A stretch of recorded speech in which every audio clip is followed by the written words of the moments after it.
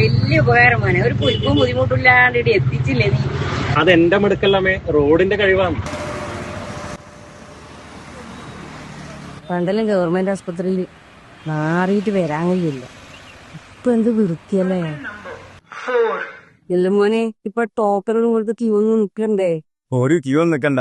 ഇപ്പൊ കേരളത്തിലെ എല്ലാ സർക്കാർ ആശുപത്രികളിലും യഥേഷ്ടം ഡോക്ടർമാരുണ്ട്.